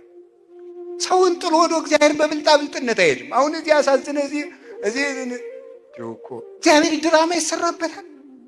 እግዚአብሔር ይቀለድበታል። እግዚአብሔር ይዘበትበታል። ወይስ ደግሞ እግዚአብሔር ከኛ የሳንቲም ድቃቄ የልብስ ላቂ የሚቸግረው ይመስላችኋል? እግዚአብሔር ቸግሮት ያበደረው ማን ነው? እግዚአብሔር ታስሮ ያስፈታዋለን? እግዚአብሔርን ርቦት የመገበውስ ማን ነው? እግዚአብሔርን ተራቅቶ ያለበሰው ማን ነው? እግዚአብሔር ሳያውቅ ቀርቶ ያስተማረው ያማከረው ማን ነው? ማንም። እግዚአብሔር ቸግሮት ይመስላችኋልን? እግዚአብሔር የሚሻው እኛነታችን አይደለምን? ልባችን አይደለምን? ህሊናችንን አይደለንም ወይ? ልብነታችን አተነው የለም እንዴ? ነው እኮ አንድ መነኩሴ በቅቻለሁ እያለ አስቸገረ። ዝም ብሎ ሄዶ በቅቻለሁ ነው። እሺ ብሎ እስቲ ና በሉት ብሎ አባጋቶ እና በሉት አለና መጣና ሙልጭ አድርጎ ሲሰድቡ ተቆጣ። አባ በቅተዋል? አዎ። ሲሰድቡት ደግሞ መቆጣት። አንተ ምንድነው ያለው? ውስጡን ሌባ ዘርፎት ላዩን ቀለም የተቀባ ቤት ትመስላለህ። ምንም የሌለው ማለት ነው። ሰው ሰውነቱን ካጣ ምንም ነገር ትርፍ አይሆንም። ምንም ነገር ጌታ ያለው እንዲህ ነው፣ ኩን ጠቢበ ለእዱከ፣ ጠላትህን እወቅበት ነው ያለ ማቴዎስ ወንጌል ምዕራፍ 5 ላይ። ጠላትህን እወቅበት፣ በጠላትህ ጠቢብ ሁን ይላል። በጠላትህ ጠቢብ ሁን፣ ከባላንጋራ ጋርም ፈጥነህ ታረቅ ይላል። አንድ የበረሃ አባት ይሄን ሲተረጉም ይሄ የበረሃ አባት እኮ ችግር ነው። አንድ የበረሃ አባት ነው ያልኩኝ እነ እንጦንስን ነው። እሺ እና ያ ሲተረጉም እንዲህ ይላል፣ ከባልንጀራ ጋር ፈጥነህ ታረቅ። እስኪ በሞቴ አንድ ይበሉልኝ፣ ከባልንጀራ ጋር በሉ ፈጥነህ ታረቅ። ምን በል? ጠላትህን እወቅበት። ባላንጋራና ጠላት የተባለ ምንድነው ይላል? አባቶች ብዙ ትርጉም ነው ያለው ይሄ አንቀጽ። አበው ብዙ ተርጉመውታል። እኔ ይሄ አባት የተረጎመውን ልዩ ትርጉም ስለሆነ ይሄን ብቻ ነው ማካፈል የፈለኩ ከርዕሴ ጋር የሚገናኘው። ባላጋራ የተባለ ህሊና ነው ይላል። እንዴ ይገርማል እኮ። ጠላት የተባለ ህሊና ነው ይላል። ህሊና ጠላት ነው። ከባላጋራ ጋር ጠላት የሆነው ምንድን? ህሊና ለስጋ ጠላቱ ነው። ህሊና ለስጋ ጠላቱ ነው። ለአንደበት ጠላቱ ነው። ለሰውነት ጠላቱ ነው። አታርቅ ይለዋል፣ አትናገር ይለዋል፣ ክፉ አይውጣህ ይለዋል፣ አትስፈን ይለዋል፣ ነገር አትስራ ይለዋል፣ አትራገም ይለዋል፣ አታንሾካሾክ ይለዋል፣ አድማ አትፍጠር ይለዋል፣ ሐሰት አትናገር ይለዋል። ህሊና ለአንደበት ጠላቱ ነው። ህሊና ለስጋ ጠላቱ ነው። ከባላጋራ ጋር ታረቅ። ሰው መሆንህን የማውቀው ያን ጊዜ ነው ማለት ሰው ሆይ ሰውነትህ የሚለካው ከህሊናህ ጋር የታረቅ ክለት ነው። ከማን ጋር በሉ እንጂ ንገሩኝ። በቀር ህሊና መመስወጥ ስጋ መዝረፍ እየፈለገ ያልተገናኝቶ ገባ ማለት ይሄ ነው ማለት ነው። መክሰር ማለት ይሄ ነው። ሰው አተረፈ የሚባለው ህሊናውን ሲያተርፍ ነው። አይምሮውን ያተረፈ ሰው አትርፏል በእውነቱ ማለት። ሰውነቱን ያጣ ሰው ሰውነቱን አጣ የሚባለው አንድ ሰው ምንድን ነው? አንደኛ ልቡን ሲያጣ ነው። ሁለተኛ ህሊናውን ሲያጣ ነው። ሶስተኛ ህዋሳቱን ሲያጣቸው ነው። ህሊናው የሚለውን አልሰማ ሲል፣ ልቡ የሚለውን አልሰማ ሲል፣ መጨረሻ ላይ ደግሞ ህዋሳቱ ንጹህ ሆነው ተፈጥሮ በኃጢአት ሲያጣቸው፣ አፉ ያልወደደውን እየበላበት፣ ሰውነቱ ያልወደደውን እየጠጣበት፣ እግሩ ወዳልወደደው እየወሰደው፣ አይኑ ያልፈቀደውን እያየበት፣ እጁ ያልወደደውን እያከናወነበት፣ እንዲህ የሆነ ሰው ነው እንግዲህ ራሱን አጣ የሚባለው። ህዋሳትን ተግቶ ነቅቶ መጠበቅ ይገባል። ራሱን የጠበቀ ሰው ቤተክርስቲያንን ይጠብቃል። ራሱን የጠበቀ ሰው ህግ ይጠብቃል። እግዚአብሔር እኮ ህግን የሰራ ራሳችሁን ጠብቁ ብሎ ነው። እግዚአብሔር ኃጢአት አትስሩ የሚለን ከኛ ጽድቅ የሚያተርፈው ስላለ ሳይሆን እኛ ራሳችንን እንዳንከስር ስለሚሻ ነው። ስለዚህ እንቁ ማለት ሰውነት ነው። ለሰውነታችሁ ክብር ስጡት። እኔ ማን ነኝ ያለ ሰው ማለት ነው። አሁን ለምሳሌ እንደው አያደርገውና እኔ አሁን እዚህ ቆይቼ አያርግብኝ መድኃኔዓለም ወደ ጭፈራ ቤት ሰር ብታገኙ ምን ትላላችሁ? ኧረ አባ አትሉም እንዴ ትላላችሁ ማለት ነው። አሁን አያችሁ ምንድን ነው ማንነት ነው እንዲህ ያደረገው። እንዴ መነኩሴ አይዘፍንም የሚል ብትወዱትም ባቱ የሆነ የተጻፈ ህግ አለ ማለት ነው። ብታውቁትም መነኩሴ አይዘፍንም። አያችሁ ማንነት ከኃጢአት ይጠብቃል ማለት ነው። ከኃጢአት ይጠብቃል። አሁን እኔ ስሆን እንደዚያ ትላላችሁ። እኔ በወን ትስቁብኛላችሁ። እንዴ አባ እዚህ ምን ይሰራሉ ይላል። ለአንተ የፈቀደልህ ማን ነው? ነውር አይደለም? እናንተ ክብራችሁን አታውቁም? እኔም በሆነ እዚያ አሁን ለምሳሌ ሂጅ ከዘፈን ቤት ወይም ምናምን በሩ ጠባብ ቢሆን የኔ ወረፋ ነው ብላችሁ ኧረ መነኩሴ ጭራሽ ክብርህን ጠብቅ አንተ ሰው ያትሉኝም። ክብርህን ጠብቅ። እኔም ክብራችሁን ጠብቁ ነው የምለው። ክብራችንን እንጠብቅ። ሰውነታችንን አናባክን። የአጋንንት መጫወቻ አናደርገው። የራሳችንም አይደለንም፣ የዓለምም አይደለንም፣ የአጋንንትም አይደለንም። እኛ የመድኃኔዓለም ነን። እኛ የክርስቶስ ነን። ዋጅቶናል። የራሳችሁ ባሪያ ሆናችሁ አትሙቱ የሚለው ቅዱስ ጳውሎስ። በዋጋ ተገዝታችኋልና የራሳችሁ አትሁኑ፣ የፍላጎታችሁ ባሪያ አትሁኑ፣ ፍላጎታችሁን ለክርስቶስ ብላችሁ ተዉት ነው የሚለው። እና ተስፋ ይውላችሁ። ተስፋ ብዙ ሰው እኮ ኃጢአት የሚሰራ ኃጢአት ስለሚወድ ሳይሆን ተስፋ ስለሌለው ነው፣ ተስፋ ስለሚቆርጥ ነው። ያ መቼም እንግዲህ የሲኦል መዝጊያዋ ነኝ መቼም ብሎ ኃጢአትን ይጨማምራል ማለት ነው። ሰው እግሩን እንደው ሰዓት ቢጀምረው ያን ያራግባል እንጂ እስከ አንገቱ ነው ይገባል እንዴ? ነውር እኮ ነው በእውነቱ። ያን የጀመረንን ማራገፍ ነው የሚገባው። ስለዚህ ሁላችንም ሰውነታችን ክብር ነው። ራሳችንን እንውደድ፣ ሰውንም እንውደድ። ራሳችንን እንውደድ ማለት ምን ማለት ነው? ሰውነታችንን የሚያስከብር እንዲሁ ቅዱስ ጳውሎስ ምን ይላል? በሚሞት ስጋችሁ ክርስቶስን አክብሩት ይላል። እስኪ በሉ ሁላችሁም በሚሞት ስጋችሁ በሉ። ማንን አክብሩት? ክርስቶስን አክብሩት። እውነቴን እኮ ነው። እሱ ራስ ነው በሉ። እኛ ሐዋሳቱ ነን በሉ ሁላችሁ። እሱ ራስ ነው በሉ። እሺ በሉ ድገሙት። እሱ ራስ ነው። እሺ ተፈቅዱኑ ትረስይዎ ለአባለ ክርስቶስ አባለ ዘማ ይላል ቅዱስ ጳውሎስ። እንግዲህ ሰውነታችሁ የክርስቶስ አካል ነው።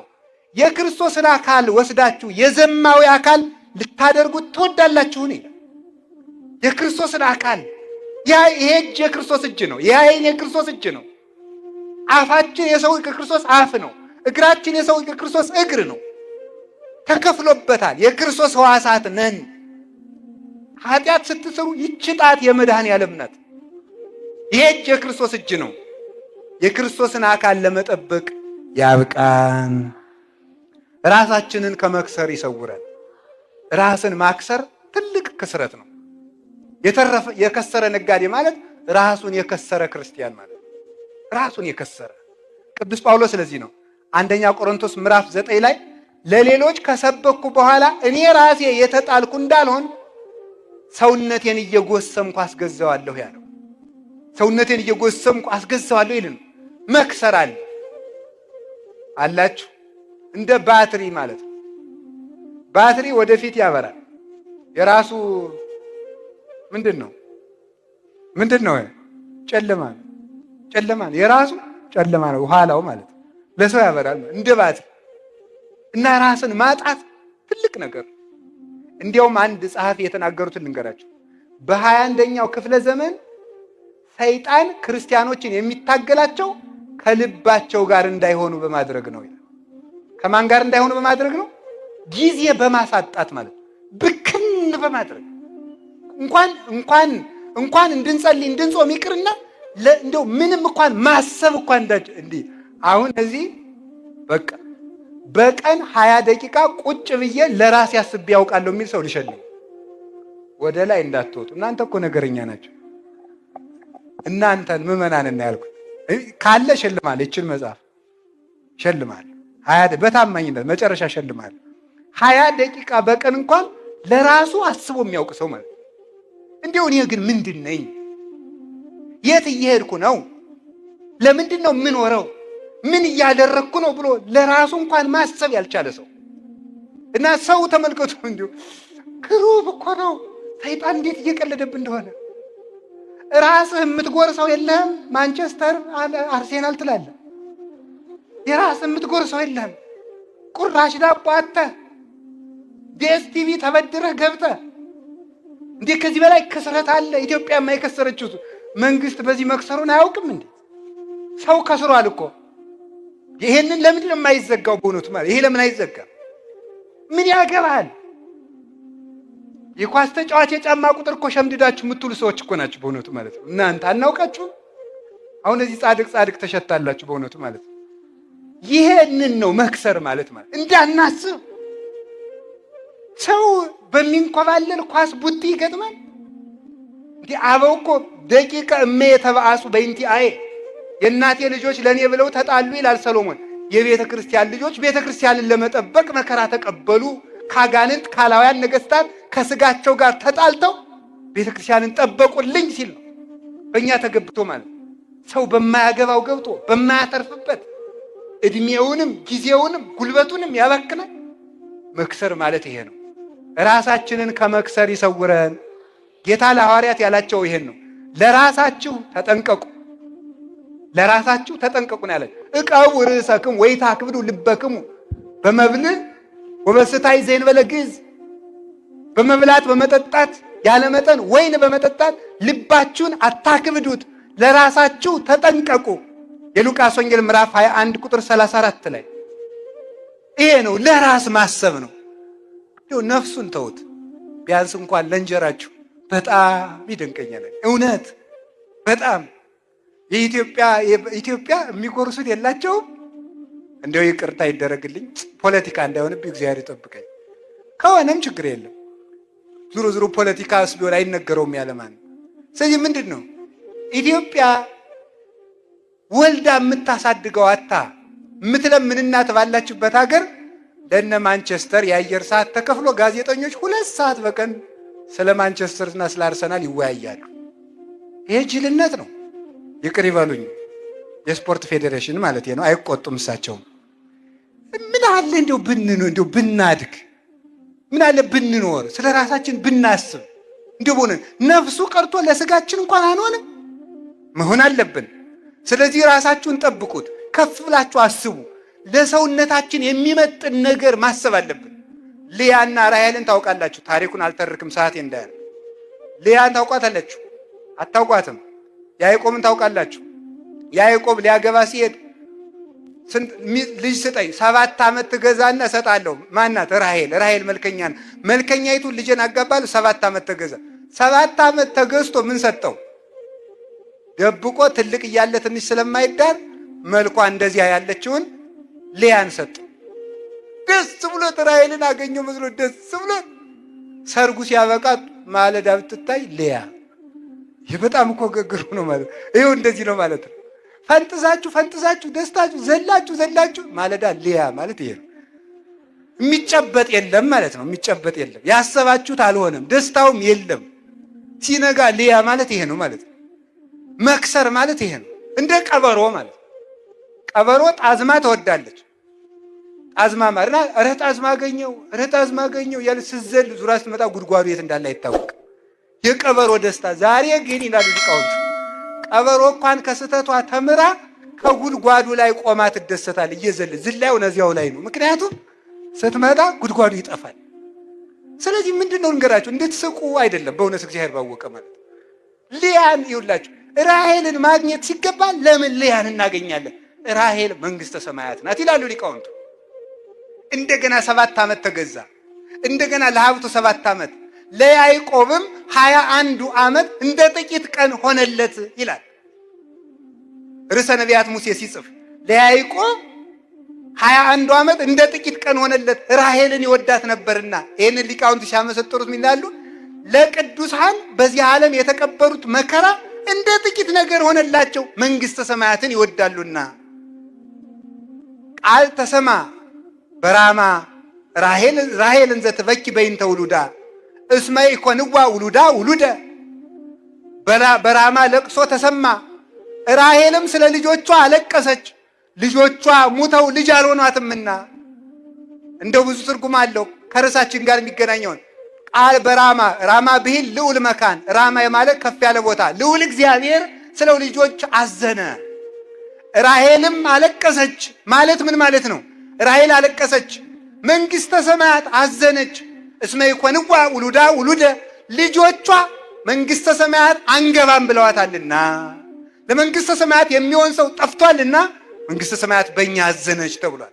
እና የሰው መጠኑ ደመና አይበቃውም፣ ጠፈር አይበቃውም፣ አየራት አይበቁትም። የሰው መጠኑ የእግዚአብሔር ክብር ነው። ክብሩን የሰጠን በክብር የፈጠረን በክብር ያዳነን እሱ ውርደታችን ተቀብሎ በክብር በሐዲስ ተፈጥሮ ያከበረን መድኃኔ ዓለም ኢየሱስ ክርስቶስ ስሙ የተመሰገነ ይሁን። ክብራችን አውቀን ከኃጢአት ለመጠበቅ ያብቃን። ሁለተኛ አሁንም ደግሜ የተመሳሳይ ነው። ሁለተኛውና ሶስተኛው ያጠራ አድርጌ ልናገር። ሁለተኛው ዕንቁ ክርስቶስ ነው ብያችኋለሁ አይደል? አንደኛው ዕንቁ ሰው በሉ እንጂ ሰው በሉ። ምን አላችሁኝ? ሰው። ሁለተኛው ዕንቁ ማን ነው? ክርስቶስ ነው። ክርስቶስ ለምንድን ነው ዕንቁ የሚባለው? ዋጋው ብዙ የሆነ ዕንቁ ለምንድን ነው የሚባለው ከተባለ ዋጋው አሁን ልብ ብላችሁ ስሙ። ዋጋው ብዙ የሆነ ዕንቁ ለምንድን የተባለ? አንድ ገንዘብ ሁሉንም ነገር ማከናወን አይችልም። ቤት በገዛችሁበት ገንዘብ እንደገና በዚያው ገንዘብ መታከም አትችሉም። ቤቱ ደግሞ ይታጣል ወይ ቤቱን ሽጣችሁ ነው የሚሆነው። ቤት በገዛችሁበት ገንዘብ እንደገና መታከም በታከማችሁበት ቤት መግዛት አትችሉም። እንደገና ደግሞ በታከማችሁበት መብላት አትችሉም። ታከማችሁበታል። በበላችሁት መታከም አትችሉም። በልታችሁታል። በለበሳችሁበት መብላት አትችሉም። ለብሳችሁታል። ታዲያም አንድ ገንዘብ ለሁሉም ነገር መሆን አይችልም። ክርስቶስ ግን ለሁሉም የሚሆን ገንዘብ ነው። እስኪ ለሁሉም የሚሆን ገንዘብ በሉ። ለሁሉም ገንዘብ ይሆናል መድኃኔ ዓለም። በእርሱ ጤና ይገዛበታል። በእርሱ ሰላም ይገዛበታል። በእርሱ ኃይል ይገዛበታል። በእርሱ ክብር ይገዛበታል። በእርሱ ዕውቀት ይገዛበታል። በእርሱ መንግስተ ሰማያት ይገዛበታል። ያቺ ነገር ብታርፍ ይሻላል መሰል። ልባችሁ ሁሉ ተጨልጦ ሆደኩ። አይ መከራዬ። ሰይፍ ችላችሁ እንድትኖሩ እየሰበኩ አሁን ይችን መቻል አቃታችሁ? ጥላችሁ ይተሄዱ። ሐሳባችሁን ወደዚህ ሰብስቡ። ከቃሉ ጋር ናችሁ? እስቲ ብዙ ዋጋ ያላት በሉ። ምንድን? ዕንቁ በሉ እንጂ ዕንቁ። ብዙ ክብር ለሁሉ የሚሆን በሉላችሁ። ለሁሉ የሚሆን እሺ፣ ክርስቶስ መድኃኔ ዓለም ለሁሉ የሚሆን ክርስቶስን ከያዛችሁ ሁሉን ታገኛላችሁ። እንዲያውም ሊቃውንቱ ምን ይላሉ? ጌታ እንዲህ ብሏቸው ነበር። ጫማ እንዳታረጉ፣ የስንቅ ከረጢት አቅማዳ እንዳትይዙ፣ አሳይነ ወይ በትረ፣ ጫማም እንዳታረጉ በትርም እንዳትይዙ አለና የስንቅ አቅማዳም እንዳትይዙ፣ ወይ ወርቀ ወብሩረ፣ ወርቅም በርም ይዛችሁ እንዳትሄዱ አላቸው። እና ሊቁ ቅዱስ ዮሐንስ አፈወርቅ ይህን ሲተረጉምልን እንዴ የማያልቅ ገንዘብ እኔ እያለሁላችሁ የሚያልቅ ገንዘብ ይዛችሁ የምትሄዱ ለምንድን ነው አላቸው ሐዋርያትን ይላል። እኔ እያለሁላችሁ ገንዘብ የሚያልቅ ገንዘብ ወንበዴ የሚሰበስብ ገንዘብ ይዛችሁ ለምትሄዳላችሁ? ወንበዴ የማጸድቅ ገንዘብ እኔ እያለሁላችሁ ማለቱ ነው ይላል። አንድ ኢትዮጵያዊ ጸሐፊ ምን ይላሉ? በኪሱ ገንዘብ የሌለው ሰው በሽፍታ መሃል እየዘፈነ ይሄዳል አሉ። ምክንያቱም ምን ያረጉኛል ብሎ ማለት ነው። ምን ያረጉኛል? ሀያዙ ችግር እኮ ነው። መያዝ ማጣት እንደሚያስቸግር መያዝም ያስቸግራል። ክርስቶስ ግን እሱን የያዘ ሰው ግን ተመልከቱ፣ እግዚአብሔር ያሳያችሁ። ክርስቶስን የያዘ ሰው ግን ተመልከቱ፣ ገንዘብ ይዞ ከወንበዴ ማምለጥ አይቻልም። እንዲያውም ሀብታም ነው እንቅልፍ አጥቶ የሚያደርገው። የድሃ እንቅልፉ ጤና ነው ይላል ሰሎሞን። የድሃ እንቅልፉ ጤና ነው። ይኸው የሚታወቅ ዘንድ አንድ ድሃ ዝም ብሎ ዳረጎት ይበላና በሎሌነት ገብቶ ነው ማታ የተኛ ጌታውና እመቤቱ በግድ ነው ፀሐይ ወጥቶ የሚቀሰቅሱት። መኝታውም የዚያን ያህል ነው፣ ልብሱም እንደዚያው ነው። የቤቱ ባለቤት ግን ግጥም አድርጎ የድሮ ምንጣፍ ወላንሳ ነው። እንደዚህ ያለ ፍራሽ አንሶላ የሚባል የለም። ወላንሳ ያውም የባለጸጎች የነገስታት ወላንሳው ተነጥፎ እዚያ ተኝቶ ሽቱ ተረብርቦ ጠጁ ተጨልጦ ጮማው ተቆርጦ ተኝቶ ወይ እንቅልፍ ባይንኳል። ይሄ ነገር ግን ይሄ ድሃ የኔ እንዳረጎት በልቶ በሰላም ያድራል፣ እኔ ደግሞ በሰላም አለ። ምንድነው ችግሩ ብሎ አሰበ። አይ ይሄማ ሳስበው ገንዘብ ነው መሰል። ይሄን ምን ላድርገው? እነገሌ ሊዘርፉ የሚመጡስ ገንዘቡን አልሰጥም ስል ቢገሉኝስ እያልኩ ነውና እስቲ ያ መሆኑን ለማወቅ ለሱ 300 ብር ልስጠው ብሎ ሰጠው። 300 ብር ሲሰጠው 50ውን ላክስቴ 50ውን ላጎቴ የለም በስቷል 25 ይበቃዋል ሲል እንቅልፍ ሳያይ ነጋ። ኋላ በበነገው ምን አለ መሰላችሁ? ጌቶች ብሮትን ይውሰዱና እረፍቴን ይመልሱልኛል ይባላል። በእውነቱ ማለት ይሄ መጽሐፍ ትርጓሜ ላይ ያለ ነው። አበው ሲተረጉሙ ያስተማሩን ማለት። ስለዚህ የምነግራችሁ ምንድነው በእውነቱ ማለት የዚህ ዓለም ነገር ከሞት አያድን፣ ከገንዘብ ከወንበዴ አያድን። ክርስቶስ ግን ወንበዴ ቢመጣ እንኳን ከወንበዴ ያድናል። አንበሳ ቢጮህ ከአንበሳ ያድናል። እሳት ቢነድ ከእሳት ያድናል። ገንዘብ ይዞ ገብቶ እሳት ደህና የወጣ የለም። በገንዘቡ ምክንያት ከእሳት የተወረወረ ይኖራል እንጂ ገንዘብ ይዞ ወንበዴን ያሸነፈ የለም። ወንበዴ የመጣበት እንጂ በገንዘብ አራዊትን ያሸነፈ የለም። አራዊት የበሉት እንጂ። ታዲያ ማን ነው ሲባል ክርስቶስ ግን ለሁሉ ይሆናል።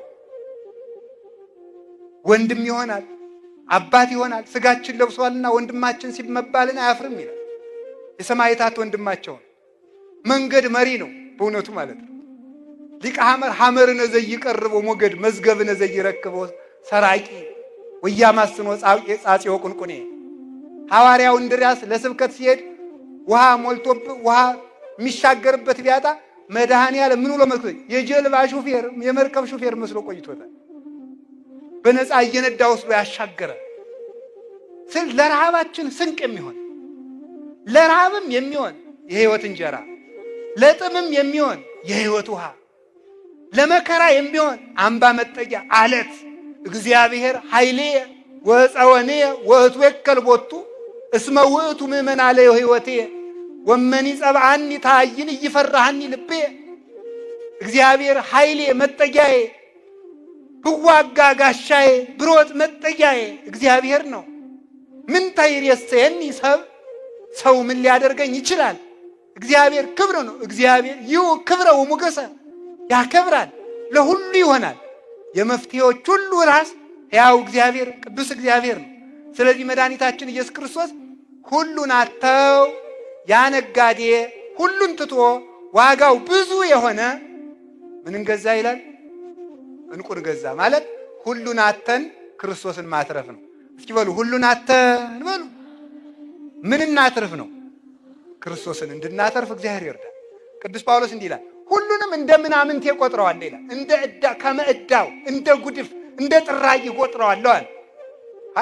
ምን ልታተርፍ አላቸው። ምን ልታተርፍ ብለውታልስ? አይ ከመርብሖ ለክርስቶስ ክርስቶስን ትርፍ አደርጋለሁ አለ።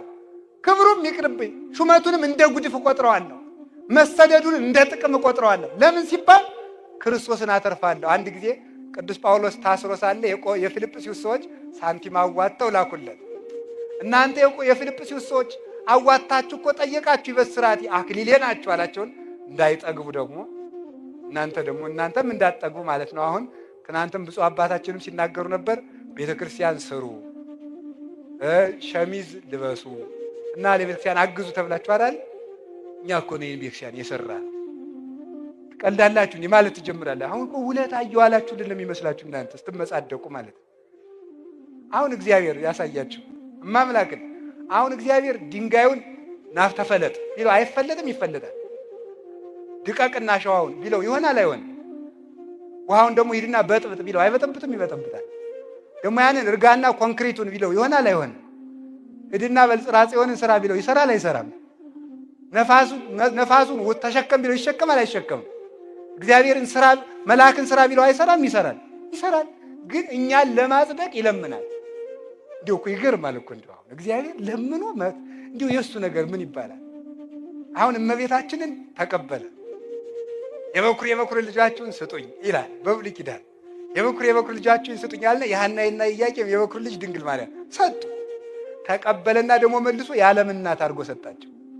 እንዲህ ነው እግዚአብሔር በትንሹ ይቀበል። አፏ ያልፈታች ልጅ ተቀበለና ሰዓሊተ ምሕረት አድርጎ ሰጣቸው። አበርክቶ የሚሰጥ አሳድጎ የሚሰጥ አልቆ የሚሰጥ አግኖ የሚሰጥ ያው እግዚአብሔርን ማትረፍ ትልቁ ነገር ነው። በህሊናችን ሁሉ ኑሮ ምስጋናን፣ እልልታን፣ ጭብጨባን፣ መሞገስን ሳይሆን ክርስቶስን አትርፈን እንድንመለስ እግዚአብሔር ይርዳል። አሜን በሉ። ለዚህ ጨምሩ አሜን በሉ። አሁን ተመልከቱ እስቲ መብራት ይግባልን በሉ። ገብቷል ባህር ዳር ነው ችግር የለም። እስቲ በሉ መብራት ይግባልን በሉ። እንደገና እሺ መንግስት መብራት አግብቶ ውሃ አይተው ምክንያቱም መብራት አይጠጣም በሉ። ክርስቶስ ግን የዓለም ብርሃን ነው፣ እንደገና ደግሞ ውሃ ነው። ይህ ለሁሉ ችግር ይሆናል ክርስቶስ ማለት። የዚህ ዓለም ነገር በአንዱ ስንፈታ በአንዱ መቀደድ፣ በአንዱ ስንቋጥር በአንዱ መፍሰስ ችግር ነው የዚህ ዓለም ነገር። ቤት ሰራው ስንል አጥሩ ቀረ ይባላል። እንጠር ስንል ከጎረቤት ጋር ጠብ ይመጣል። የዚህ ዓለም ነገር ማፍሰሻው ብዛት። ክርስቶስ ግን ተጨማሪ ችግር የሌለው ክብር ነው። እሱ ችግር የማይፈጥር መፍትሄ እግዚአብሔር ነው። አሁን እኮ ታውቃላችሁ አይደል? ምንድን ነው የምትሉት? ለጨጓራ ይሄንን መድኃኒቱ ዋጥ፣ ለኩላሊት ይላል። ካበዛው ደግሞ ያው ኩላሊትህ በትንሹ ሊጎዳ ይችላል ይላል። ደግሞ የጨጓራው ኩላሊትን ሳይነካ አይሆንለትም። የኩላሊቱ ጉበትን ሳይነካ አይሆንለትም። ክርስቶስ ግን አንዱን ሲያድን ሌላውን አይሰብርም። ሌላውም ተጠንቅቆ ከጭምትነቱን የተነሳ የጧፍ ኩስታሪን አያጠፋም፣ የተቀጠቀጠ ሸምበቆን አይሰብርም ተብሎ የተነገረለት ፍጹም ጭምት ነበር። አሁን በክርስቶስ ስም የሚሳደቡት ሁሉ እንዴት እንደማያፍሩ ያሳዝናል። እሱ ገመና የሚሸፍን የጸሐፍት የፈሪሳውያንን እንኳን ገመና የሚሸፍን እናንተ እኮ አታውቁ። እስቲ እግዚአብሔር ያሳያችሁ። አሁን እኔን ስሰርቅ ብታዩኝና መጀመሪያ ሌላ ቄስ ከመከራ ከማሳይ ነው። እኔ ስሰርቅ ብታዩኝና አንድ ሰው አባ ገብረ ኪዳን ንስሐ ልገባ እየሄድኩ ነው ቢላችሁ ሰው አላወቅም ሌባ ነው እንዳትሄድ አትሉም ትላላችሁ። ጌታ ግን የብሉይ ኪዳን ካህናት ሌቦች እንደሆኑ ያውቃል። ለምጻሙ መጥቶ ከሱ ከተፈወሰ በኋላ ሂድና ራስን ለካህኑ አሰው። ለዚያ ሌባ ቄስ እኮ ነው፣ ለፈሪሳውያን እኮ ነው። ለፈሪሳውያን ለእነዚያ ገመናቸውን ሸፍኖ የሰው ገመና ያጋልጥ ገመና የሚሸፍን ከባቴ አበሳ ለፈለጉት ሁሉ ቅርብ ሰው የማይመርጥ ለሁሉ የሚበቃ እግዚአብሔር ነው። መድኃኒታችን ኢየሱስ ክርስቶስን በጧትም በማለዳም እሱን እንደምንወድበት ልቡና ይስጠን። ጨምሩ አሜን በሉ። እንደገና ጨምሩ። ትርፋችን ማን ነው? ስትጸልዩ አሁን እንግዲህ የምታስቡት ፊት ለፊታችሁ ማን እንዳለ እያስባችሁ ነው። አንድ የበረሃ አባት፣ የኔ የበረሃ አባት ተጠንቀቁልኝ፣ ሲናገር ምን ይላል መሰላችሁ? እንዲህ ይላል፣ ትልቅ ሰው የምልህ በጸሎት ጊዜ ልብህን ከእግዚአብሔር ጋር ያገኘሁት እንደሆነ ነው። ትልቅ ሰው የሚባለው እሱ በጸሎት ጊዜ ፊት ለፊቱ እግዚአብሔር እንዳለ የሚያስብ፣ በመከራ ጊዜ እግዚአብሔር እንዳለ የሚያስብ፣ አጠገቡ እንዳለ የሚያስብ ሰው በሕይወቱ በሚያደርገው ሁሉ ድርጊት እግዚአብሔርን እያየ የሚሰራ፣ ሲበላ እግዚአብሔርን እያየ የሚበላ፣ ሲናገር እግዚአብሔርን እያየ የሚናገር፣ ሲሰጥ እግዚአብሔርን እያየ የሚሰጥ፣ ሲተኛ እግዚአብሔርን እያየ የሚተኛ ወበምስካበየኒ ይዘከረከ ይላል ዳዊት። በመኝታዬም አስብሃለሁ እያለ ሲነቃ እግዚአብሔርን እያሰበ የሚነቃ። አሁን ሰው ሲነቃ ከባንክ ያለበትን ዕዳ እያሰበ ነው የሚነቃው። እግዚአብሔርን እያሰባችሁ ንቁ፣ እግዚአብሔርን እያሰባችሁ ተኙ። እግዚአብሔርም ደግሞ እረፍት ይሰጣችኋል። ደግሞም ስሩ፣ አላችሁ የላችሁም? የመጨረሻ ሰዓት ያልቋል። የመጨረሻው ቃሉን ልናገረውና አንድ ሐሳብ ብቻ ልናገር። የመጨረሻ እንቁ የተባለ መከራ ነው። እስኪ እንቁ በሉ። ምንድነው እሱ? እርሱ መከራ ነው። መከራ እንቁ ይባላል። ችግር ማለት ችግር ራሱ እንቁ ነው። ለምን ሲባል ከእንቁ ውስጥ ብዙ ዋጋ እንቁ ባለ ብዙ ዋጋ ነው የተባለ አረጋዊ መንፈሳዊ የሚባል አባት ምን ብሎ ይናገራል? መከራ የእግዚአብሔር የጸጋ ማህደር ነው፣ የጸጋ መቅደስ ነው። ባለጸጋ ገንዘቡን በግምጃ ቤት እንደሚያስቀምጠው እግዚአብሔር ጸጋን ሁሉ ያስቀመጠ መከራ ውስጥ ነው ይላል። መከራ ውስጥ ነው። ምንድነው? ይሄን ለምሳሌ የምናይ ሲባል አንድ ሰው ከመታሰሩ ውስጥ እስራት ርስት ያገኛል። ከመታሰሩ ውስጥ ግዛት ነፃነት ያገኛል። ከስደት ርስት ይወልዳል። ከንባው ደስታን ይወልዳል። ሰው የሚያገኘው ለዚህ ነው። እኛ ግን ተመልከቱ፣ ደስታን በደስታ ርስትን በርስት ነፃነትን በነፃነት ማግኘት ስለምንፈልግ ነፃነት፣ ርስት፣ ደስታ የምናጠው በዚህ ነው። ርስታተን የምንሰደድ ደስታተን የምናዝን የምንፈልግበት መንገድ የተሳሳተ ስለሆነ ነው። ስለዚህ ተመልከቱ፣ ክርስቶስ ግን መገኛዎችን ሲነግረን ሁሉን ትተን መከራ መቀበልን። መከራ መቀበል ደግሞ ምን ያደርጋል? ውስጡ ጸጋ አለው። ለምሳሌ ባርነት ነፃነት እንዳለው አበው ሲናገሩ ዮሴፍ ለባርነት ተሸጠ። ከዚያሳ ምን አደረገ? ከባርነቱ ውስጥ ምን ተወለደበት? መከራ ተወለደበት። ምን? እስራት። ከስራቱ ጌትነት ተወለደለት ይላል። ምን? ተሾመ ማለት ነው። እስራቱ ውስጥ እግዚአብሔር ጥበብ ገልጦ ህልም ፈቶ እንዲሾም አደረገው። አባቶቻችን ቅዱስ እንጦንስ ሲተረጉም ምን ይላል? አብርሃም ርስት አልነበረውም። ርስት ሲያጣ ሚስቱ ሳራ ሙታ የሚቀብርበት አልነበረውም። ለመቅበሪያ እንኳን ርስት የሌለው ሰው ግን እግዚአብሔርን ርስት አድርጎ ይኖር ነበርና ሳራን ቀበረ። ለሳራ መቅበሪያ 400 ምዝምዝ ወርቅ ገዝቶ ቀበረ። ኋላ በዚያች መቃብር አብርሃም እዶ ሲቀበር ሳራ ተቀበረች። አብርሃም ሲቀበር፣ ያዕቆብ ሲቀበር፣ ይስሐቅ ሲቀበር፣ ልጆቹ ሁሉ መጥተው እዚያ ሲቀበሩ በመቃብር ምክንያት ሀገር ወረሱ። ስለዚህ ምን ይላሉ አባቶቻችን? ምን ይላሉ? መንግስተ ሰማያት በመቃብር ማለት በሐዘን። አብርሃም የክርስቲያኖችና የመነኮሳት ምሳሌ ነው። አብርሃም ሚስቱ ስትሞት እያለቀሰ ነበር። አልቅሶ ለልጆቹ ርስት እንደገዛ የሚያለቅሱና የሚያዝኑ ሰዎች ኃጢአታቸውን አስበው የሚያለቅሱ፣ ለቤተ ክርስቲያን ሰጥተው የሚቸገሩ፣ ለድሃ በድረው ጦም የሚያድሩ ሰዎች እነሱ ጥጋብን ይወልዳሉ። ረሃብ ጥጋብን ይወልዳል። ስደት ርስትን ይወልዳል። መታሰር ነፃነትን ይወልዳል። ሐዘን ደስታን ይወልዳል። ጌታችን መድኃኒታችን ኢየሱስ ክርስቶስም ቤተ ክርስቲያንን የወለዳት ከዓርብ መከራ ነው። ቤተ ክርስቲያን የተወለደችው ወዴት ነው ተብሎ ከተባለ አንድ ነው አባ ጊዮርጊስ ዘጋስጫ ሲናገር ይሳኮር የሚባል ሰው ምን አምጥቶ ነበር? ለእናቱ ለሊያ እንኮይ አምጥቶላት ነበርና ያንን በልታ ምን አደረገችው? ሮቤል ነው ያመጣለት። ሮቤል እሸት አመጣለት። ያንን በልታ ይሳኮር የሚባል ልጅ ጸነሰች። ይሳኮር ማለት ዋጋዬ ማለት ነው። በእሸት ገዝታ ነው የጸነሰችው። ታዲያ ምን ይላል? ከማሁ ይላል በአስበ ደመ ፍሬ ከርስኪ ዛጸርዎ ዕብራውያን በሊቶስጥሮስ መካን ተጸንሱ መሐይምናን እምቤተ ክርስቲያን ቅድስት ዘተመርአዋ ወልድኪ። ልክ እንደዚህ በማይጸንሽ ፍሬ በኢየሱስ ክርስቶስ ደም አይሁድ በጠመቁት ይላል፣ አይሁድ አሳልፈው በሰጡት በሰቀሉት በማይጸንሽ ፍሬ በኢየሱስ ክርስቶስ በደሙ ዋጋ ምዕመናን ከቀራንዮ ተወለዱ ይላል። የቤተ ክርስቲያን ልደቷ ራሱ ከመከራ ነው። የእሑድ ትንሣኤ የተወለደው ከዓርብ መከራ ነው። ሰው ክብርን የሚወልደው ከምንድን ነው ከተባለ ከአሳር ከውርደት ክብር ይወለዳል። ከመናቅ ክብር ይወለዳል። ከመሰደድ ርስት ይወለዳል። ከማጣት ማግኘት ይወለዳል። ይሄንን ነው እግዚአብሔር በቤተ ክርስቲያን ተቸግረን እንድንኖር ያደረገን። ስለዚህ ነገር የመጨረሻው ጥቅስ ምን ይላል የምንነግራችሁ እንዲህ ነው። ወበይንተ ሴጠ ዝንቱ ባህሪ ይላል ቦ እላሃደጉ ብሲተ ወቦ ለመነኑ መንግስተ።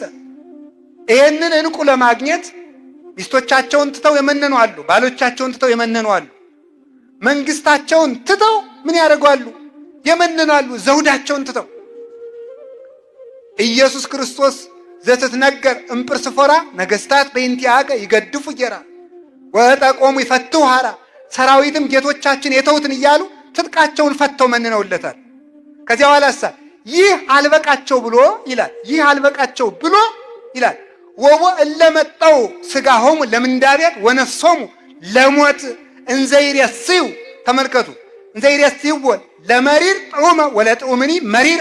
መራራውን ጣፋጭ ጣፋጩን መራራ የሚጣፍጠውን ዓለም መራራ ብለው እየናቁ መራራውን መከራ አጣፍጧቸው እየተቀበሉ ሰውነታቸውን ገንዘባቸውን ማጣታቸው አንሷቸው ለክርስቶስ ስጋቸውን እስከ መስጠት ደርሰው ክርስቶስን አተረፉ ይላል። ቢያንስ እንኳን እኛ የስጋ ፈቃዳችንንና ገንዘባችንን በመጠኑ ለቤተ ክርስቲያን ትተን ክርስቶስን እንድናተርፍ አምላከ ቅዱሳን ይርዳን። ያስተማረን እግዚአብሔር ስሙ የተመሰገነ ይሁን። ወስብሐት ለእግዚአብሔር።